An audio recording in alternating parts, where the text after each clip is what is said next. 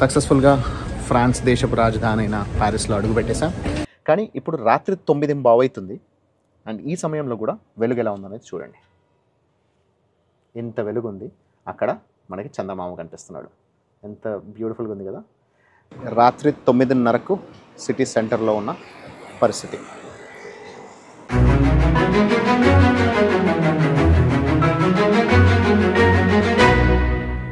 Hi friends, నేను మీ RK. మన ప్రపంచానికి స్వాగతం. సో ఏ రోజు ఎప్పుడు ఎలా ఈ యాత్రలు సాగుతాయనేది అస్సలు ఏమాత్రం ఊహించలేము.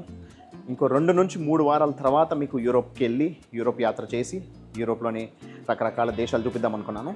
కానీ అనుకోకుండా కొన్ని అవాంఛనీయ కారణాల వల్ల, సో ప్రకృతి వైపరీత్యాల వల్ల, సో మనకి ప్రకృతి సహకరించకపోవడంతో ఫ్రెంచ్ గయానా క్యాన్సిల్ చేసేసుకోవడము, ఆ తర్వాత కూడా మళ్ళీ ఈ ఇన్సెసెంట్ రెయిన్స్ ప్లస్ అంతేకాకుండా మనకి తుఫాన్లు, హరికెన్స్ ఇవన్నీ ఉన్నాయని చెప్పేసి ముందు ఈ ఐలాండ్స్ నుంచి బయటకు వచ్చేద్దామని చెప్పేసి అని ఐలాండ్స్ నుంచి బయటకు వచ్చేసి ఇప్పుడు ప్యారిస్కి బయలుదేరాం. So Air France flight flying to Paris. So ప్యారిస్కి వెళ్ళి మనం ఇప్పుడు అక్కడ నుంచి డెన్మార్క్ వెళ్ళి, సో డెన్మార్క్, స్వీడన్, ఫిన్లాండ్ ఇవన్నీ మనము చూసుకోబోతున్నాం అన్నమాట. సో ఇలా మన యూరోప్ యాత్రని మొదలు పెడుతున్నాం. సో ఇప్పుడు ప్రస్తుతానికైతే ఎయిర్ ఫ్రాన్స్ ఫ్లైట్లో ప్యారిస్ వెళ్తున్నాను.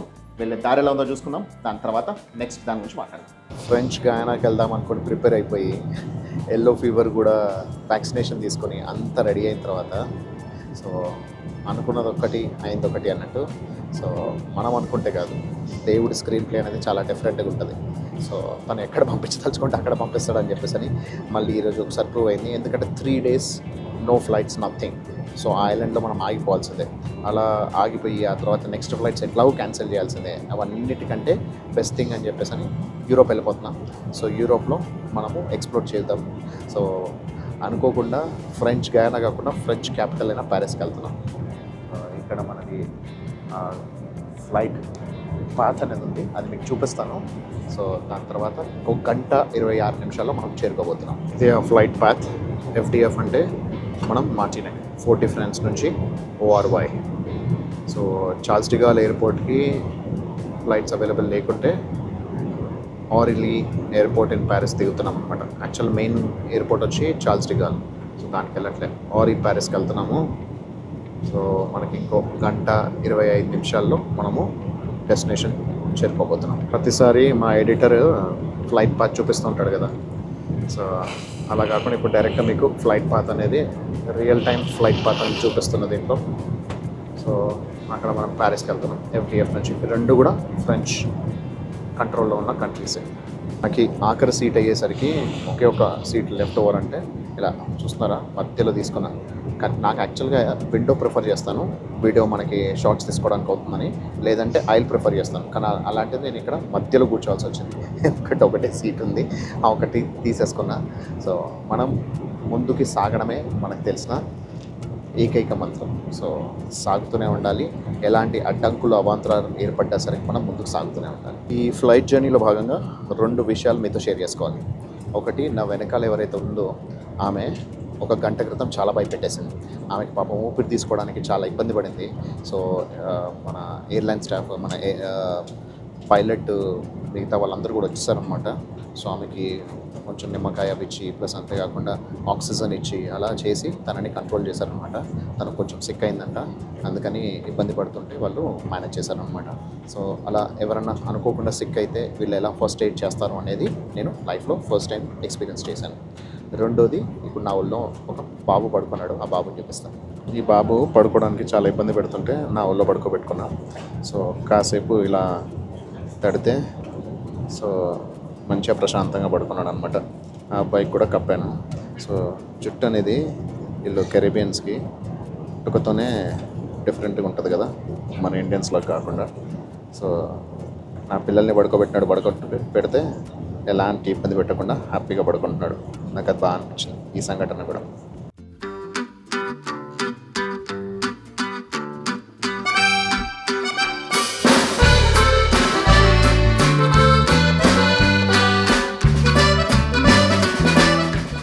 సక్సెస్ఫుల్గా ఫ్రాన్స్ దేశపు రాజధాని అయిన ప్యారిస్లో అడుగుపెట్టేశాం. ఆల్రెడీ అంతకుముందు మనం ఫ్రాన్స్ వచ్చాం కాబట్టి ఇది కొత్త దేశం కాదు, అంతకుముందు చూసిన దేశమే.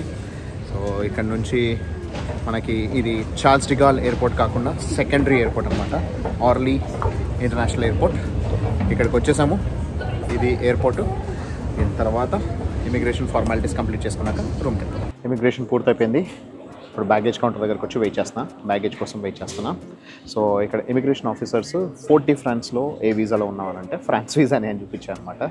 సో వాళ్ళు మళ్ళీ ఒకసారి వెరిఫై చేసుకొని ఆ తర్వాత ఇప్పుడు మరి ఎక్కడికి వెళ్తున్నామంటే ఇంకా నెక్స్ట్ కంట్రీది ఇంకా నేను టికెట్స్ బుక్ చేసుకోలేదు. రేపు ఎల్లుండో డెన్మార్క్ వెళ్దాం అనుకుంటున్నాను. అంటే యాక్చువల్గా నాది నేను ఫ్రెంచ్ గయానాకి వెళ్ళాల్సిన సిచ్యువేషను, కాకపోతే బ్యాడ్ వెదర్ వల్ల ఫ్లైట్ క్యాన్సిల్ అయిపోతే అప్పటికప్పుడు లాస్ట్ మినిట్లో ఒక టికెట్ ఉంటే నేను ఫ్రాన్స్కి వచ్చేసాను. ఇప్పుడు మొత్తం యూరోప్ తిరగబోతున్నా అని చెప్పాను. సో ఓకే, కానీ 90 డేస్ మించి వెళ్ళొద్దు అని అంటే నాకు 90 డేస్ కంటే ఎక్కువ వీసా కూడా లేదు. సో నాకు మ్యాక్సిమం డ్యూరేషన్ ఇంకా 70 డేసే ఉంది కాబట్టి ఈ 70 డేస్లోనే మొత్తం తిరిగేస్తాను అని చెప్పి చెప్పాను అనమాట. సో యూరోప్లో ఎక్కడైనా తిరగొచ్చు. సో 90 డేస్ వరకు అని అన్నారు. సో అలా మనకి ఎంట్రీ అయితే అయిపోయింది. సో ఆ తర్వాత అసలు ఏం చేస్తుంటానంటే నేను యూట్యూబ్ వీడియోస్ కూడా చేస్తుంటా. అంటే సో వాళ్ళు చాలా ఇంట్రెస్టింగ్గా వాళ్ళు మన వీడియోస్ కూడా చూడడం జరిగింది. అండ్ తను కూడా సబ్స్క్రైబ్ చేసుకొని చూస్తానని చెప్పింది అనమాట, ఇమిగ్రేషన్ ఆఫీసర్ కూడా. సో అది అలా మనకి ఇక్కడ ఎంట్రీ అనేది ప్రాసెస్ కంప్లీట్ అయిపోయింది. సో ఇప్పుడు ఇక్కడ లగేజ్ తీసుకొని హోటల్కి వెళ్ళిపోయి అసలు పడుకోవాలి, ఎందుకంటే అసలు నిద్రలేదు నాకు. సో పడుకొని లేచిన తర్వాత then we will explore. Paris ఎయిర్పోర్ట్లోంచి సక్సెస్ఫుల్గా నా లగేజ్ తీసుకొని బయటకు వచ్చేసా. సో ఇక్కడ సింబల్, ఒలింపిక్ సింబల్ అనేది ఇక్కడ ఎయిర్పోర్ట్ బయట కనిపిస్తుంది. సూపర్బ్ ఉంది. సో జస్ట్ 3 రోజుల క్రితమే ఒలింపిక్ హంగామా పూర్తయిపోయింది కాబట్టి ఇప్పుడు కొంచెం ఇక్కడ ధరలు కూడా తగ్గుముఖం పట్టాయి. దాదాపు 25 కిలోమీటర్ల డిస్టెన్స్ కేవలం 26 యూరోలు, 26 యూరోస్. అదే ఇప్పటిదాకా మన కరేబియన్లో 10 కిలోమీటర్స్ వెళ్ళినా, 5 కిలోమీటర్స్ వెళ్ళినా 25 యూరోస్, 30 యూరోస్, $25, $30, $40, $50 వాళ్ళు ఇష్టం వచ్చినట్టు చార్జ్ చేశారు. సో ఇక్కడ హోటల్ కూడా మనకి 85 యూరోస్లో, అంటే దాదాపు లెస్ దెన్ $100కి దొరికిందనమాట. సో హంగామా పూర్తయిపోయింది, ఒలింపిక్స్ హంగామా కాబట్టి తక్కువలో దొరికింది. మనం ఉంటుంది జస్ట్ 5 కిలోమీటర్స్ అవే ఫ్రమ్ మనము ఐఫిల్ టవర్ అనమాట. సో ఐఫిల్ టవర్ కూడా ఈరోజు ఈవినింగ్ వెళ్ళి మనం ఎక్స్ప్లోర్ చేద్దాం. ఊబర్లో ట్యాక్సీ బుక్ చేస్తే మనకి టెస్లా కార్ వచ్చింది.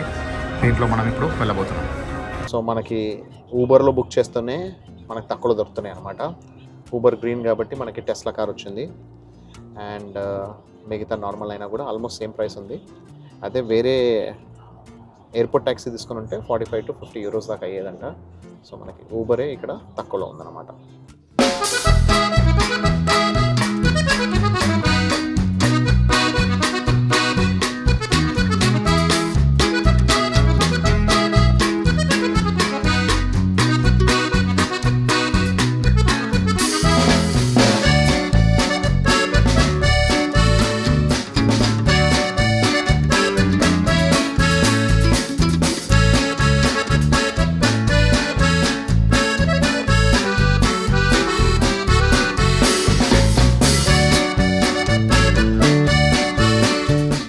The next day. అందరికీ హ్యాపీ ఇండిపెండెన్స్ డే. నా తరపున స్వాతంత్ర దినోత్సవ శుభాకాంక్షలు.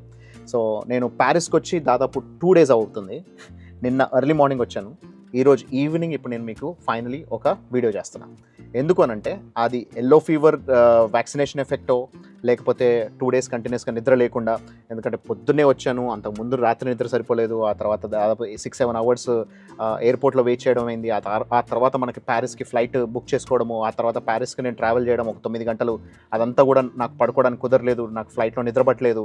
ఆ తర్వాత ఇక్కడికి వచ్చిన తర్వాత, ప్యారిస్కి వచ్చిన తర్వాత ఇక్కడ హోటల్ రూమ్ రెడీ లేకుండే, అప్పుడు కూడా మళ్ళీ వెయిట్ చేయాల్సి వచ్చింది. సో దాంతో ఇదంతా కూడా హంగామా అయిపోయి ఫైనలీ రూమ్కి వచ్చి నిన్న పడుకుంటే మళ్ళీ నిన్న ఈవినింగ్ లేచా, మళ్ళీ నిన్న రాత్రి వర్క్ చేసుకొని మళ్ళీ ఈరోజు ఉదయం పడుకుంటే ఈరోజు ఈవినింగ్ లేచా. అది పరిస్థితి అనమాట. సో ఎందుకంటే మళ్ళీ మొత్తం టైం జోన్ మారిపోయింది.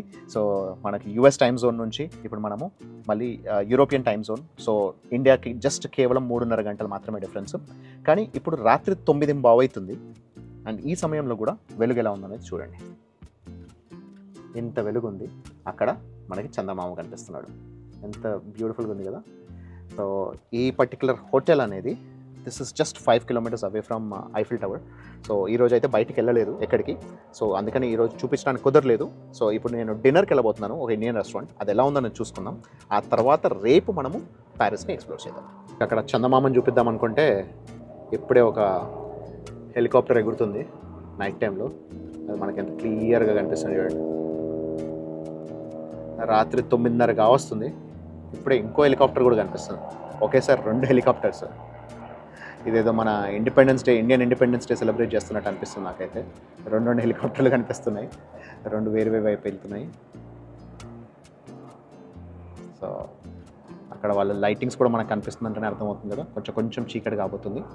అండ్ చందమామ కూడా చాలా క్లియర్గా కనిపిస్తున్నాడు, బట్ స్టిల్ వెలుగు మాత్రం బాగుంది. సో రాత్రి 10 గంటలకు ఇక్కడ చీకటి అవుద్ది అనమాట. ప్రస్తుతానికి సమ్మర్ టైం కాబట్టి this is the summer European weather. ఏమాత్రం చలి లేదు, చాలా నీట్గా చాలా బాగుంది. మనం తీసుకున్న హోటల్ రూమ్ హాలిడే ఇన్లో ఇక్కడ మనకి బాత్రూమ్ సపరేట్ ఉంది అండ్ టాయిలెట్ సపరేట్గా ఉంది. వర్క్ చేసుకోవడానికి మంచి వర్క్ స్టేషన్ కూడా చాలా కంఫర్టబుల్గా ఉంది. అండ్ దెన్ టాయిలెట్ ఇక్కడ ఉంది. ఇలా సపరేట్ టాయిలెట్ ఇచ్చి ఇది కూడా లోపల నుంచి బయటికి చూపిస్తున్నాం. ఇది మన హోటల్ రూమ్. ఈ హోటల్కి దగ్గరలోనే తాజ్ మహల్ అని ఒక ఇండియన్ రెస్టారెంట్ ఉంది. జస్ట్ ఒక 600 మీటర్స్లో ఉంది. సో బై వాక్ వెళ్ళిపోదాం. సో బై వాక్ వెళ్తూ కూడా వెళ్ళే దారిలో ఉందని నేను చూపిస్తాను. సో ఇది సిటీ సెంటర్లో ఉంటున్నాను నేను హోటల్ అనేది. సో అందుకని మనకి ప్యారిస్ సిటీ ఇది జూలై అండ్ ఆగస్ట్ మంత్స్లో మనకి ఇది కంప్లీట్ ఆఫ్ సీజన్ అంట. మామూలుగా అయితే జనాలు ఎవరు ఉండరు, కాకపోతే ఈసారి ఒలింపిక్స్ ఉన్నాయి కాబట్టి అందరు జనాలతో నిండిపోయింది మొన్నటిదాకా. ఇప్పుడు ఒలింపిక్స్ కంప్లీట్ అయిపోయాయి కాబట్టి మొత్తం ఖాళీ అయిపోయింది, రోడ్లన్నీ ఖాళీగా అనిపిస్తున్నాయి. సో ఖాళీగా ఉన్న ప్యారిస్ నగరం ఎలా ఉంటుందని చూస్తాం. ఆ తర్వాత నైట్ టైము ఎక్కడైతే యాక్చువల్ యాక్టివిటీ జరుగుతుందో అది కూడా మీకు చూపిస్తాం. రాత్రి 9:30కు సిటీ సెంటర్లో ఉన్న పరిస్థితి చూస్తున్నారా, రోడ్ల మీద ఎంత ఖాళీగా ఉన్నాయో, ఎంటీ రోడ్స్. నేనేమి ఊరవతలు లేను, అవుట్స్కర్ట్స్లో లేను, ప్రాపర్ సిటీ సెంటర్లో ఉన్నాను, అయినా కూడా ఎంటీ రోడ్స్ కనిపిస్తున్నాయి చూడండి. సో ఇది ఈ టైంలో జనరలీ హాలిడేస్కి వెళ్తూ ఉంటారంట ఫ్రాన్స్ వాళ్ళు, లోకల్ వాళ్ళు. ఓన్లీ ఎవరైనా టూరిస్టులు వస్తున్న వాళ్ళు తప్పించి లోకల్ వాళ్ళు ఎవరు ఇక్కడ ఉండరు అనమాట. ఇక్కడ క్లబ్స్లో కూడా చాలా తక్కువ మంది కనిపిస్తున్నారు మనకి. సో ఇక్కడ నుంచి వెళ్ళే దారంతా కూడా టైం ల్యాప్స్ పెడతాను, ఎలా ఉందని చూసుకుంటారు.